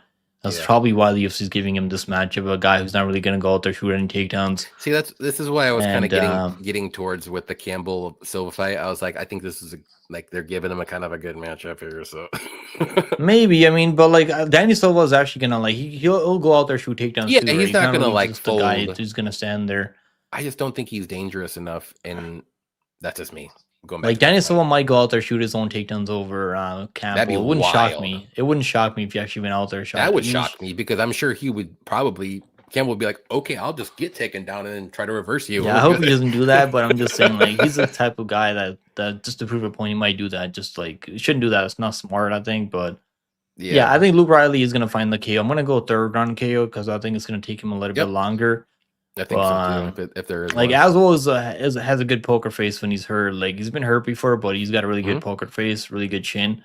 So I think it could be like a standing TKO. Like the referee calls it off. Luke Riley just letting his hands go, digging to the body. Like he's really good at that, mixing up his targets.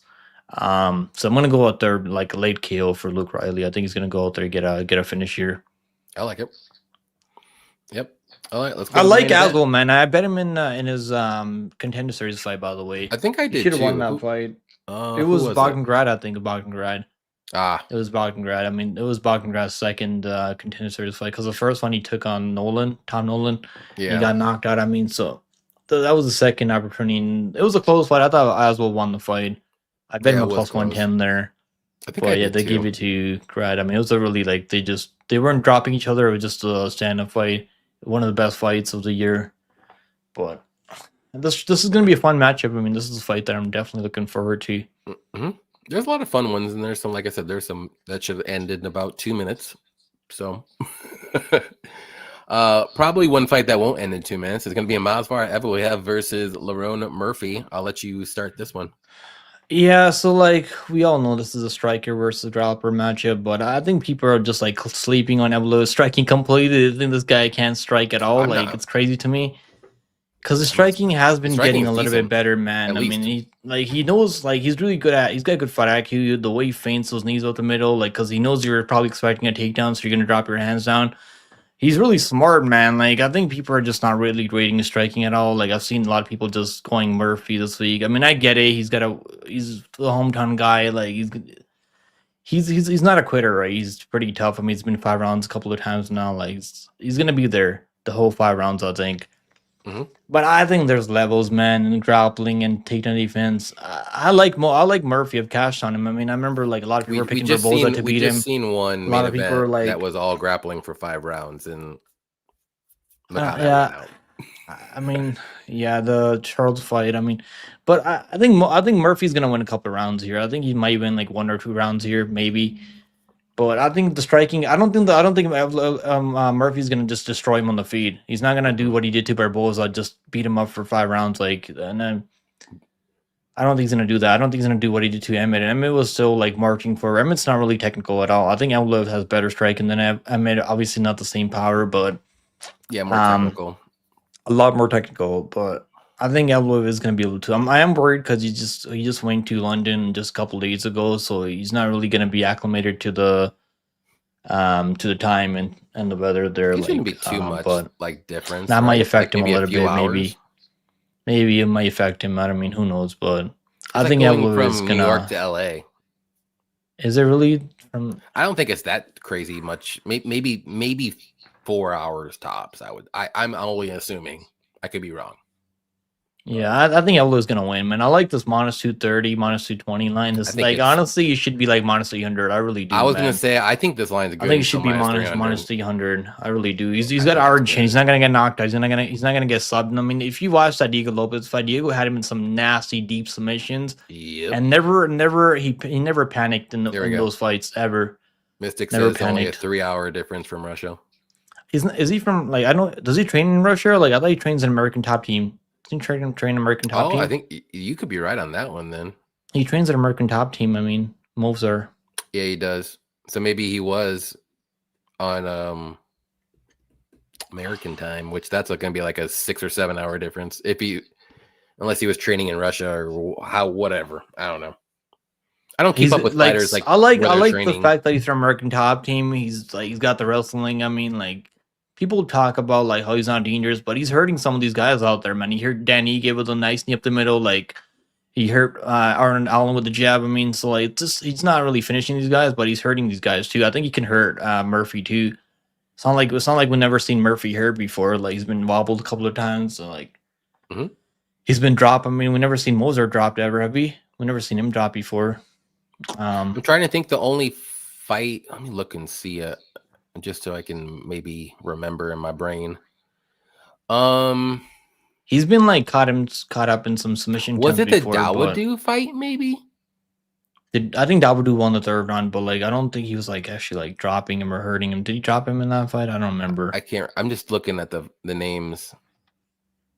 Other than that, like that would be because I remember Dawodu had one fight where he got robbed. He got robbed. I mean, maybe the Cub Swanson one. I remember I had a parlay there. I had a big parlay. I was gonna win like $1,400, and oh my god, bro! I had Clear Ron free. I had Hakeem Dawodu. Then I had Luki over as an underdog over RDA. Oh my god! Don't even remind me of that one. That one was like. No, I got one judge gave Cub Swanson 30-27, bro. I couldn't fucking believe it. I mean, he had his family out there like last week. Yeah, Charles Johnson. I mean, that was close fight. Charles Johnson didn't win 30-27 though. There's no way. That's right. You can argue 29-28. So I picked flipped on that one, bro. Like after the weigh-ins, I actually went with Bruno Silva because I knew he was gonna be pressuring him the whole time, and he did, right? But to be honest, I mean, if you really watch the fight back, like Johnson was the one catching him on the way in. Like he wasn't really, even though Bruno Silva had the pressure, the clinch, and everything like that, he just really wasn't doing a lot of damage. Yeah. Even though it was a close fight, I mean, I can't even say it was a robbery. I don't think it was a robbery. I think a 30-27 was a robbery. Yeah, 30-27 is not really good score. When I heard that, I was like, "Oh, that's a Bruno Silva." Like I didn't think Charles won. And the crazy thing is, like, Silva was like minus 6,500. Like I should have bet that. I had a feeling they're probably gonna give it to Johnson based on visible face damage. Like that's kind of what they look at the Apex. But I didn't have it in me to hit that plus 2,000 money, and I should have at least put like 20-30 on that. God damn it! I just had a feeling too, like on the live stream, I was live during the card, and I had a feeling they might give it to Johnson, and they did. I actually we were watching doing a little watch along, but not live or anything. And I was like, oh man, I think Johnson might have lost this, but I'm like, but if it goes to split, I think he has a good chance to win. And it went to split. I'm like, okay, yeah, I think he's gonna win. And then I heard 30-27. I'm like, he ain't gonna win. And then he won. I was the 30-27 was really insane. That was really insane. 30-27. No, I don't think any fighter won 30-27. Isn't it crazy that like Johnson struggled with all these guys that are like UFC veterans, and he goes out there, knocks out guys that are up and coming? Like, isn't that kind of crazy? He just beats the little midgets, guys that are 5'4". I mean, even Silva was like 5'4" too. But I'm saying like he struggles with a lot of these guys that knocked out. We didn't get to see much longer. But then he doesn't knock at anyone who's like, he came close to knocking at Summer Darzi, but like a lot of these guys, I mean, they are tough though, but he came close to Estevim as well because he was gassed in the. I remember that one. I bet Estevan at minus 130. I did too, and that was a close line. Survive! Survive! Now Estevan moved up to 135 now because UFC's like, we can't have you keep missing it over and over anymore. But yeah, let's get back to this one. Like I think Moser is gonna win, man. I really do. I like his money line a lot. I think he's like one of the better. Like you can trust Moser to go out there, shoot takedowns, and wrestle. Like he knows what he's good at, and he's got a good team behind him, American top team. Murphy can make this fight close though, but I do think Moser is gonna be able to. I think he's also gonna be able to land on Murphy on the feet. I don't think Murphy is this impeccable striker. He's never gonna get touched on the feet. I think Moser has a lot of ways to win this fight. Obviously, I don't think he's finishing Murphy because Murphy is insanely tough. But I do think Mosar's not really super dangerous on the mat. He's more control. Yeah, I mean he does throw ground and pound, but like he's got really good chain wrestling, and he can hang on your back a little bit. Yeah, I just don't see him going out there going like full, Charles Oliveira, if you want to say. Yeah, he doesn't really have slick. He doesn't have good jiu-jitsu. Like he doesn't have crazy jiu-jitsu, but he goes like he'll throw ground and pound, just control you, and like not really just enough where the ref's not gonna get you up. You know what I mean? Like that's what he does. He's good at that. Yeah, I think Moser is gonna win. I really do. But I'm on the same page as you. I think he's gonna go out there, look good, and he should get the next title shot. I mean, he's put in the work. Look at the guys that he's going out there beating. I mean, Sterling, Arnold Allen, all these guys are top 10, right? I mean, it's Mavzar or it's Gene Silva.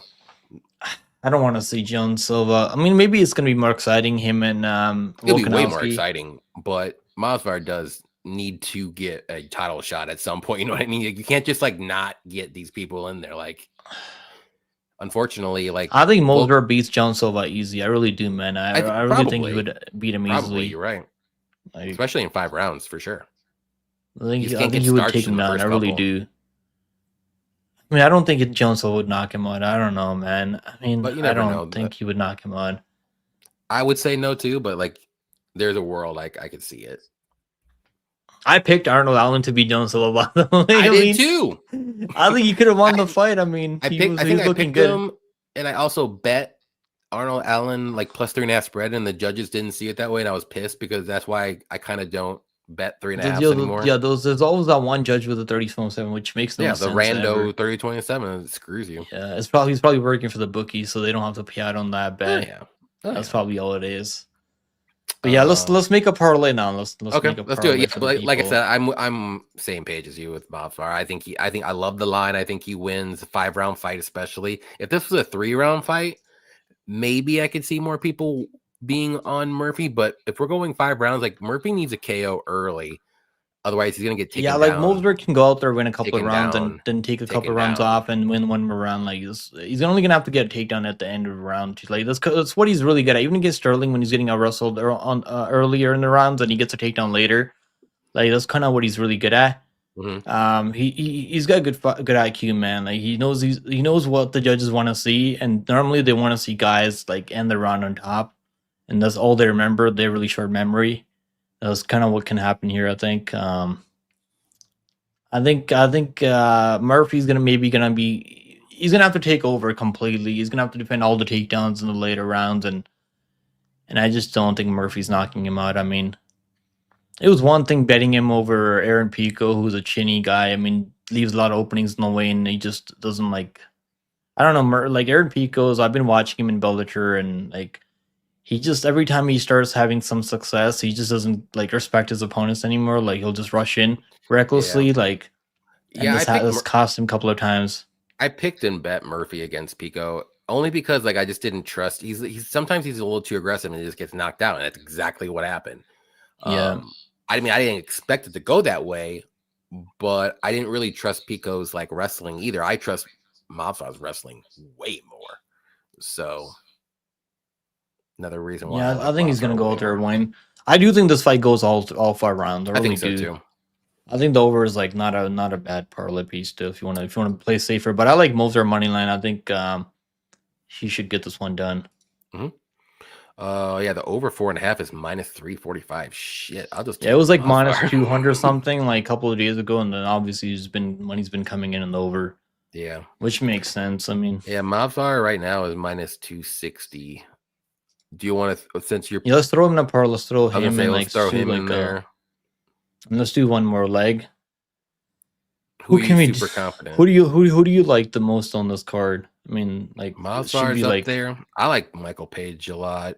I'm looking at that one. Like I'm a little worried about that one because we've seen him on the ground. We've seen him like give up his back. Like that one just worries me just a little bit. Yeah, just a little bit. Other than the big favorites, I mean, maybe we can try to do something with that. But what's Mantis ITD? I'm sure that's. Oh my god, it's minus 400. God damn it. All these big favorites. Even if you try to do like a certain prop, it's going to be crazy high. Oh my god, maybe the over in that Solon Jones fight. What about that one? I like the over in that one. What is that one at? Let me see. Minus 180. Minus 188. Yeah, I don't think it's that bad. One. I think both guys are pretty durable. What's fight starts round 3 just for shits and gigs? Not sure. I'm gonna bet minus 245. Sure. We can probably do that. It's a minus 105 on DraftKings. That's pretty good, I think. If you want to do a little safer. I like that. I like that 2 leg. You want to do that? Yeah, let's do EVLOEV and the over in that fight. Fight the over 2.5, or you want to do fight starts round 3? Over 2.5 rounds is good, I think. What about you? I mean, it's up to you if you want to go with the fight starts round 2. Fight starts round 3. If we parlay those together, it's minus 105 or so. If we do the over 2.5 instead, it'll be like plus 112. So it's only going to be I like 17. The over. I mean, I think it's good. I think it's going to go the distance. I like it. Let's roll with it. I think that fight should go the distance. Let's do that. Mobstar. Plus over 2.5. Jones. Then we can make another one after. Yep. 1, 1, 2. You want to do a crazy one now? This is gonna be the safe one that we like here. Okay, that's the one that I think is pretty solid.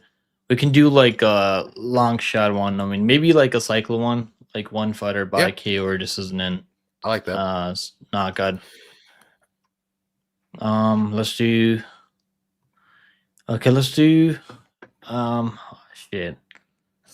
all the knockouts are like gonna be so terrible. That I gotta get in FanDuel for this one. I think. Oh, FanDuel has the best ones for sure. Got better props normally. I haven't played a cycle parlay on this card yet. Normally I play that for every card, but I haven't played it for this card yet. Yeah, this is the big parlay, like the crazy one that I usually do it like every week is on the show. So whether it's a cycle or not, so this is like the one I'll be doing. I mean, I like Michael. I don't know what this is. Michael Page by decisions plus 200. Okay, we can throw that in there. I mean, that's to me. I think he wins by decision. What if he wins like 8 out of 10 times? Like he's not gonna. I don't think he's gonna knock out Sam. I think that should be solid. We can do Barnowski round 1 KO. We could do that, but it's like -105. We could be safe in like one of the legs since we got a plus 200. Yeah, and we can do submission for someone that has who's more life for submission. Ooh, that's a good question. Let me look at the card. Maybe Mantis by submission. What do you think? Plus 330. No, that's like by submission.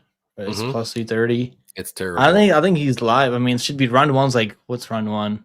Mantis by submission plus 380. Mantis by submission. I don't think there's a lot of submissions on this card, to be honest. We can do like. I don't know. It's up to you. I like Page by decision. Let's do. Let me look at these KOs and see. Do you like Brando by KO? Brando by KO. Yeah, we can do that. I mean, I'm looking at that's pretty likely. -105. It's pretty likely, yeah. And what are the odds we have to get to? Plus 1,000? I like to get around plus 1,000, but we don't have to get exactly there. I think Duncan by KO is pretty likely too. CLD by KO. Plus 130? Plus 135, yeah. That would be 1247 on DraftKings if we did those three. Yeah, that's pretty good. Page decision, Brando KO, Duncan by KO. Yeah.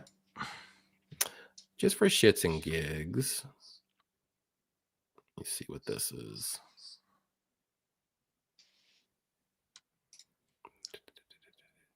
Where are you? There you are. Never mind. Wait, what? That makes 0 sense. What happened? DraftKings messed up a line, I think. So I looked to see what Duncan by KO or decision. It's -600, but like his money line's -440. They probably just made a mistake. Yeah, they made a mistake for sure. No, his money line's okay. They don't think he's gonna find it. KO and submission decision, you mean, or what? Which one is that? KO or decision. Yeah, it's probably is -600 because I don't think they're not. I know, but his money line's -400. They just do that. I don't know why. Even Bet Online they do that sometimes. I don't know why they do that. Sometimes they have it's a mistake, but they have the over 2.5 rounds at better odds and they have the fight goes the distance at better odds and the over 2.5 rounds. I don't know why they do that, but it's really weird. Yeah. All right, I kind of like what we just said. Page CLD decision, KO. Brando KO, and then CLD KO. Yeah, let's do that. I'll put it on FanDuel. Do you have it on FanDuel?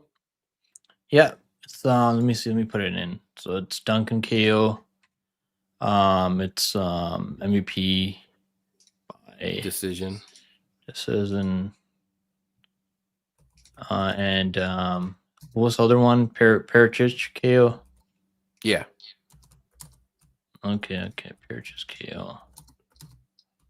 What we got? Okay, it's plus 1684. 1684. Yeah, plus 1684. I love it. It's better on FanDuel. I mean, I always tell people 100%.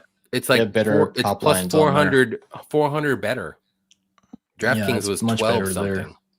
Like parlaying money lands on FanDuel is not the greatest, but it's better. Better odds for props. Only on props. There. Only props for sure. I think that's pretty likely. Page bike. I'm probably gonna play that a little bit. Brando KO, CLB KO.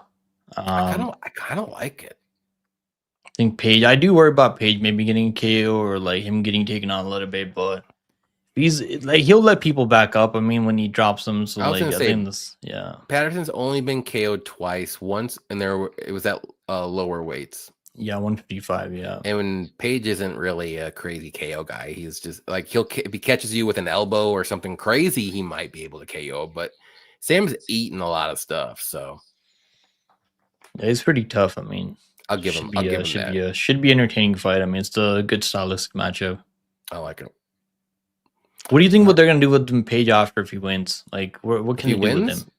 Does he stay at 170 now, or is he gonna move up to 185 back? I think whatever the UFC wants to do, I think he's game. I think he should stay at 170 personally, but if he goes to 185, like he's never gonna finish anybody. You know what I mean? Like it's like Kevin Holland's experiment.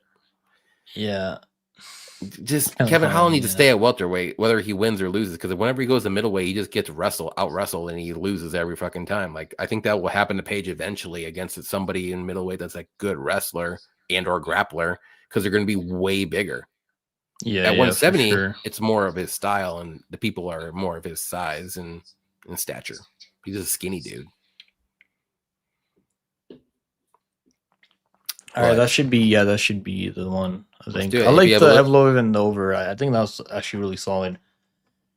Bring EVLOEV money line to even money. No, EVLOEV like money line, and because him by this is like what, like minus 150, minus maybe 120. Like, yeah, just take the money line. I mean, it's a 5-round fight. You never know, something crazy can happen. Yep. But he might get his first finish. I mean, Murphy breaks his ankle trying to throw a spinning wheel kick or something like something crazy like that. You never know, man. That's why I just don't like parlay link props anymore like that. If I'm like playing like 2-leg parlay, I'll just do the money line just to be safer. Ooh. But all right, man. Looks like we did it. Look at that. Let's go. I love our two bets. I mean, we got it done with under 2 hours. It's not that bad. That's how we do it. That's how we do it here.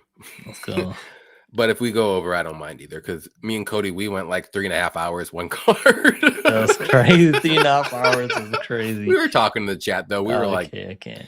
Every freaking fight we were like going. Is he going to be back next week, Cody? Or I think so. His birthday is this week, and he said he was going out to dinner with like a whole bunch of family and stuff tonight. Really? So I'm like, all right, cool, it's fine, it's all good.